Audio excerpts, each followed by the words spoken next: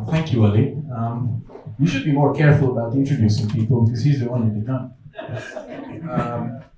A couple of years ago, I'm a huge Star Wars fan, and I went to see the newest movie back then, which was The Force Awakens. And according to the program, it was supposed to start at midnight. And then we had to wait almost 1 hour for it to actually start. So I hope that Ali is right, that it was worse for you guys to wait for this panel, because that movie was awful. So I hope this panel is going to be great. So let's jump in. I will ask the panelists to be concise and give concise answers. So I don't want to say stuff which is already absolutely obvious for everyone. Everyone knows so far, I guess, in this room that the most important thing that brings China, Russia, and Iran together is the opposition to the US-led Western. I don't like saying world order because it's more like Western world order nowadays. So instead of talking about this, I would like to ask the panelists to mention specific common denominators apart from opposition to the United States-led Western alliance that brings Iran, China, and Russia increasingly together in an axis. And I would like to ask Robert to go first. I would like to pinpoint one crucial characteristics that unites these three revisionist countries, and it is called demography. It is demography. If you look at the demography of Russia, if you look at the demography of China, if you look at the demography of Iran, you will see that the time is not on their side. In the long run, looking up to the end of this century, you will see three countries with declining demographies. Now, the rate of decline is very different. We can see a certain rise in Iran till 2050, but then they will go into very steep decline. For instance, Iran went to a 5-child family model to a 1-point-something family model, just like a good Western European country or Eastern European country. Russia is in a demographic decline for a long time now. China is in a demographic free fall. And this characteristic makes these three countries very impatient powers, powers. We used to think about China as the patient superpower. Now they aren't. They aren't. I have to give you a new information. They aren't. They are a very impatient society. We see that the steeply rising number of the old people. There are very few young people in China, and I think that this whole pivot toward the Pacific is a very temporary pivot, because in this respect, China, Japan, Taiwan, and South Korea have all declining demographies. So this pivot to the Pacific, to China, will be a temporary, different proportions and different width. And you cannot go very far with such a car having three wheels with different sizes. And I think that there is a huge difference between each of these actors in the way that they look at the functioning of this axis. Basically, if we look at China, China is profiting from the American-led system, from the free navigation of the seas. China is riding on the back of the United States. Also from the WTO membership. Exactly. China is, in some respect, a midget sitting on the shoulders of a giant of the United States. We wouldn't have an emerging China without the United States. So I believe that they will try to exploit this advantage that the American world order gives them in order to rise even more, to strengthen their economy, to turn a patient power into an impatient military power, to exchange the communist ideology into a ultra-nationalist Chinese ideology. So this is their perspective.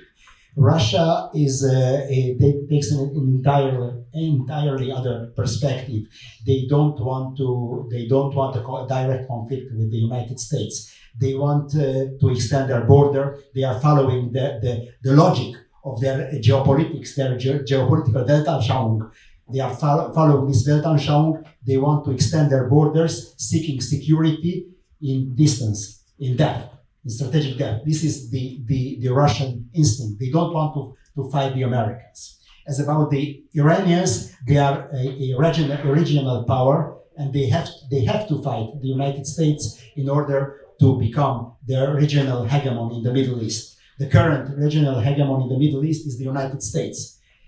How do you know that you are the superpower of the world, that you are the regional hegemon in each and every region of the world? Then you are the global superpower. So the Iranians have no way out. They have to fight the United States. They have to fight the United States by diplomatic means and by security, by military means. So these three countries are operating on very different timescales according to very different objectives or very different views. And this is the main difference that I can identify between them. Mónika? Thank you. I guess I have to add something. I mean, I agree and I disagree.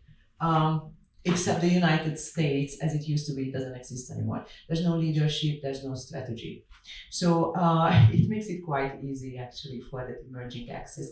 And I'm using the word or the expression emerging axis because it's not an axis yet. The crucial part of the whole war, not only in Ukraine, but the effect. So, but it's definitely more complicated, and again, you know, we can come back to the United States. So it needs leadership. It needs strategy, and the United States should just frag, because as we have seen it over the past almost like 3 years now, if someone or a country can hold hostage another region or whole Europe or other countries with energy, that's just winning the narrative, winning the war, because energy is like air for all the countries. We need that for our life, for industries, for everything. So you're winning it. So United States, here comes again.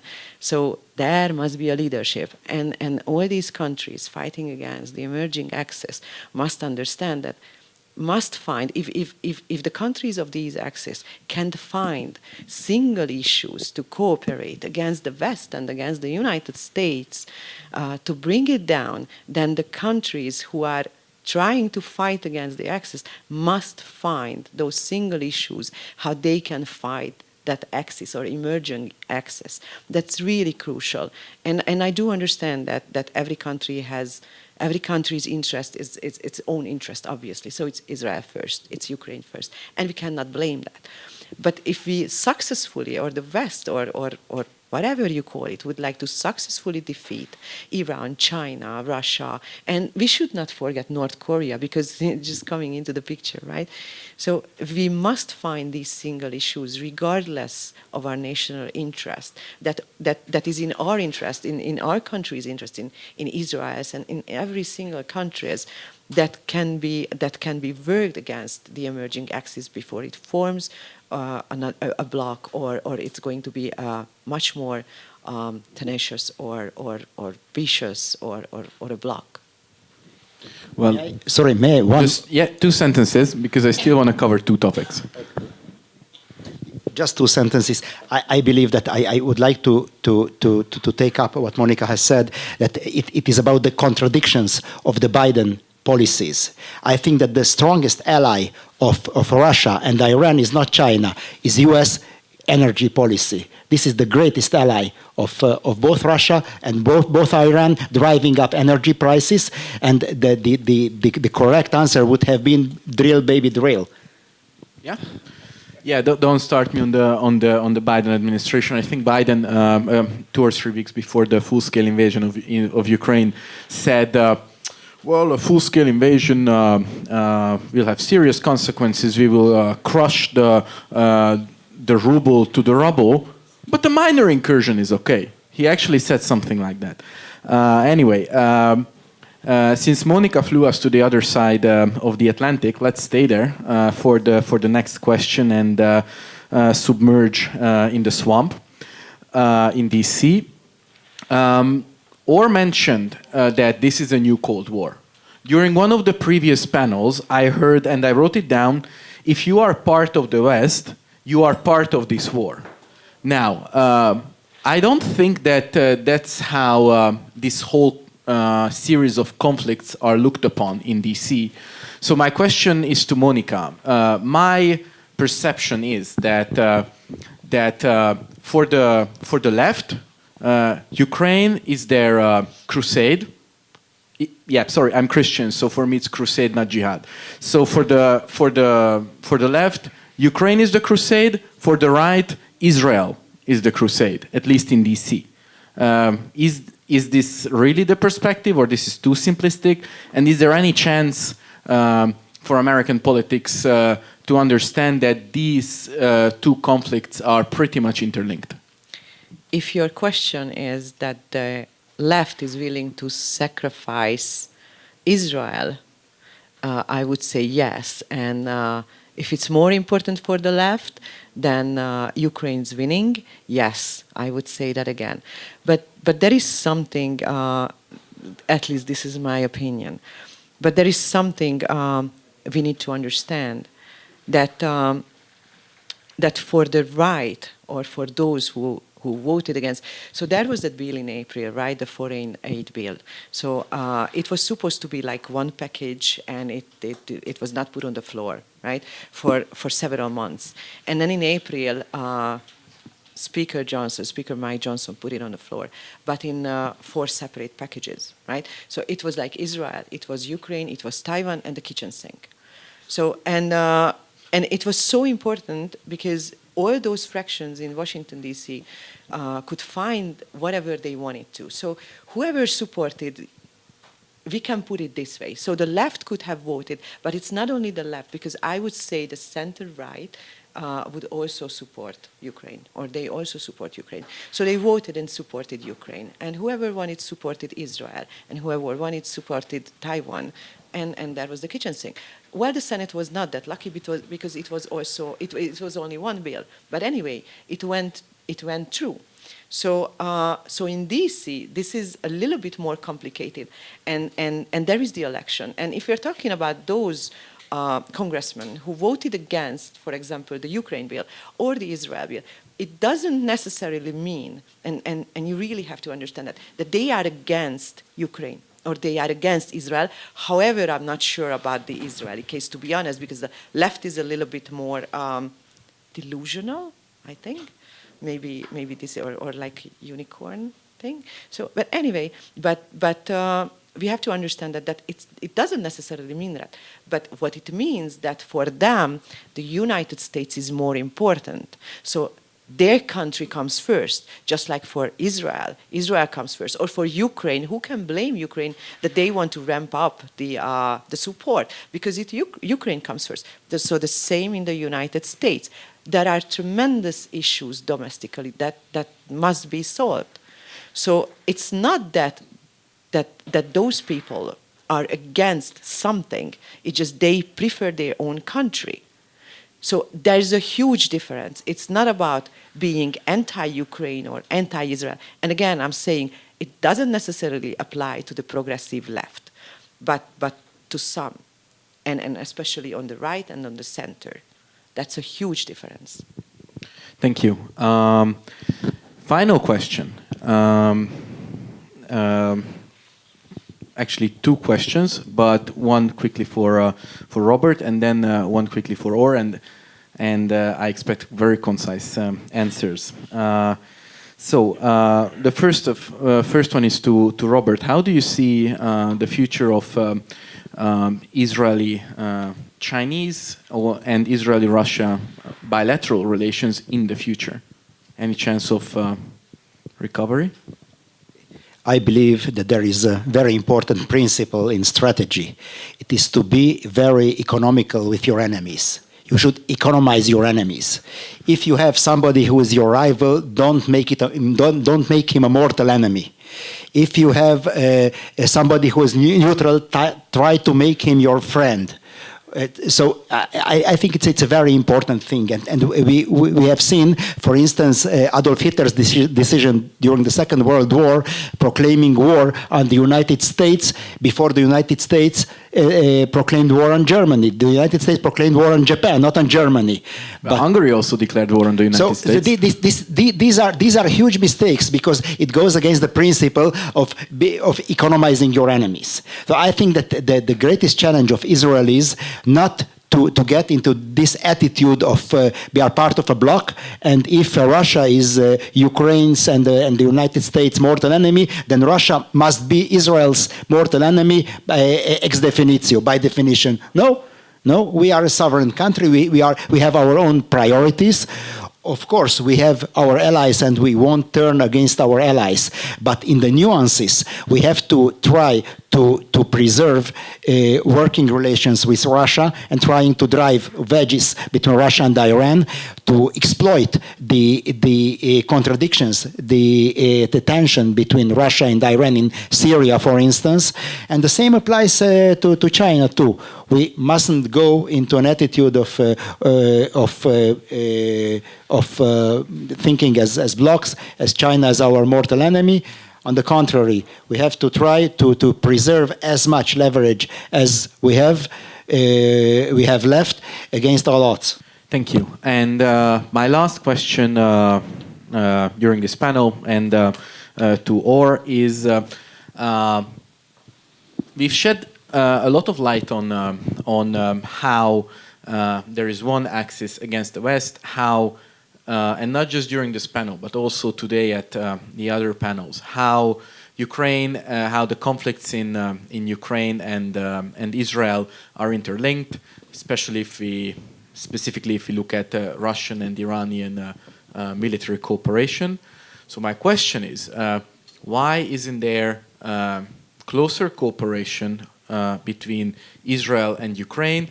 And a second part of that question is, could Ukraine do something differently in order to have better relations with Israel? I think it's a great question. We just don't have too long to develop it, and we can talk about it for a whole conference. One of the points I think it's most important to make, and people miss often, is that Ukraine and Israel are fighting the same war and the same axis. Something people often miss. Russia invading Ukraine, Hamas invading Israel. In that sense, they're fighting the same war. And then you would expect closer cooperation. And then you ask yourself, why would Israel, for example, not support more weapons to Ukraine and be more overt in its support to Ukraine? Why would Ukraine not, unlike what it has been doing for the past 2 years, not vote with Israel in the United Nations? Why would Ukraine not be more overt about moving an embassy to Jerusalem and recognizing Jerusalem as Israel's capital? It is not a part of the European Union's policy, and I'm reminding you that 4 countries, of which 3 are members of the European Union, recognized the state of Palestine in spite of the consensus foreign policy in Europe. And my hope is that other countries would recognize Jerusalem and move the embassy there exactly in spite of the consensus policy, just on the other side. But Ukraine is not bound to this policy. So I would expect both Israel and Ukraine to find a common ground. However, Israel has been hesitant to be doing this. We know about the Israel-Russia relations. They go decades back. Rich Russian minority in Israel, rich in terms of quantity and quality. Significant Russian population in Israel. There are long historic ties, and the distinguished guest here can tell about this more than I can, about the USSR and its links to the initial Zionist movement, the Ben-Gurion, to the kibbutzim movement, and the way Soviet spirit, I would say, would dominate, the socialist ideology would dominate the early days of Zionism. So this goes back way, way more than China, and in that sense, Israel is hesitant. But it's also hesitant about Russian involvement in the region, cooperation, of course, above the skies of Syria, and its relations with Iran. A few years ago, Netanyahu could go to Moscow and whisper in Putin's ear, how about you don't sell that S-300 to Tehran right now? And that would delay. And then how about, for example, we bring back this Israeli prisoner who was in Moscow, then moved to Siberia now, Yissachar. How about you bring back Zecharia Baumel, the Israeli soldier whose bones were found in Syria? All these cooperations were very regular and characteristic of Israel-Russia relations. That cannot be anymore since October 7, and since Ukraine, this became politics of edges and of margins. So my hope is that Israel and Ukraine find a way to cooperate in spite of all that. I will just say one thing, because the last question, I think we have seen how Israel should not only win the war of tactics, should not only win the war on the ground, but also the war of information. We've seen how, in that sense, not only the tank and the plane and the soldier are a weapon, but also truth is a weapon. And I think that more people should appreciate the power of truth in this conflict. Disinformation has become normalized in Western societies. You see the best and brightest people quote Hamas disinformation under the pretense of Gaza Ministry of Health, quoted in UN reports, and say, well, you killed 40,000 Palestinians in Gaza. I think in that regard, Israel should insist with Ukraine, with the entire world too, to stop quoting disinformation, to normalize it, to go on a battle on social media and on the streets to convince public opinion. I think this is the most important lesson of this war, that we have to treat truth as having the best value here, and on whose basis we need to cooperate. Any final remarks? Let's see it from the other way, because I said, okay, we need leadership, we need strategy.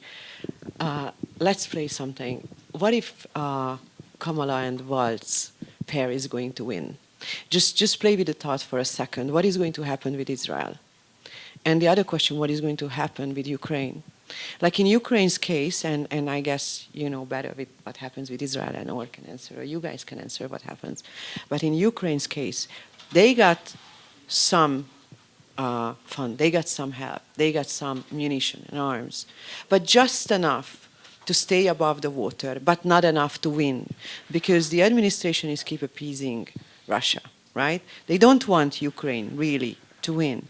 So let's see. They just got, the arms. We have they an just got expression the for weapons. that in Europe, Scholzing. Yes, Scholzing. We do have that. Yeah. But, so they just got the arms, and Zelensky and the West is technically begging the Biden administration that please let us use those arms and hit into Russia, right? The answer is still no. So even though they got the arms and they got the weaponry, they are not allowed to use it.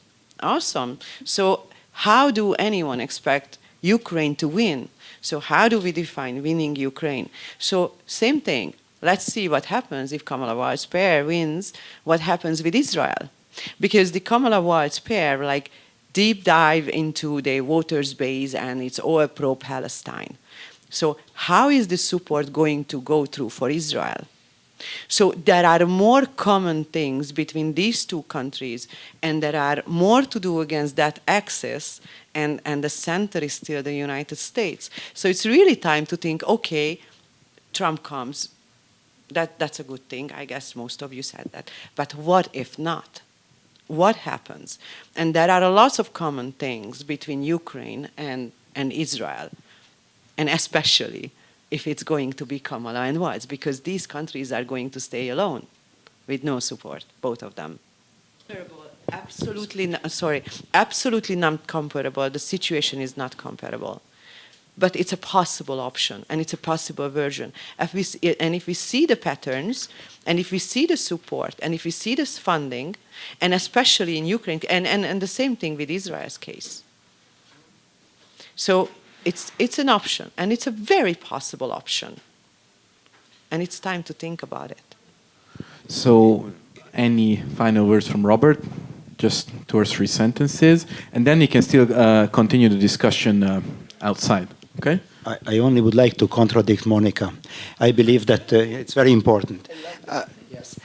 I believe that the way that the wars before the Second World War generated a world war was by morphing into by just like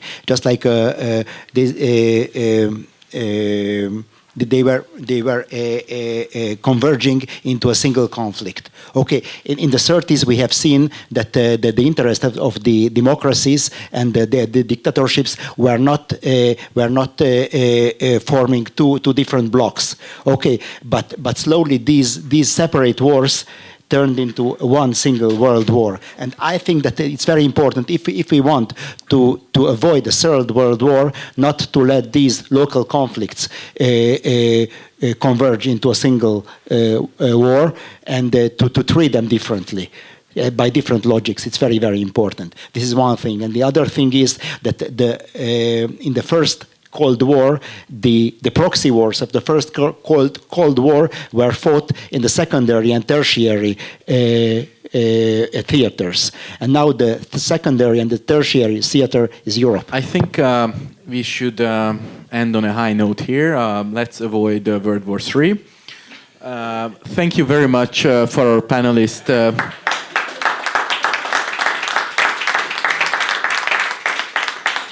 And I personally, in name of the Danube Institute, I would like to thank the IDSF, or Yissachar, and Eli for helping us organize this conference and allowing us to co-host it here in Jerusalem, Israel.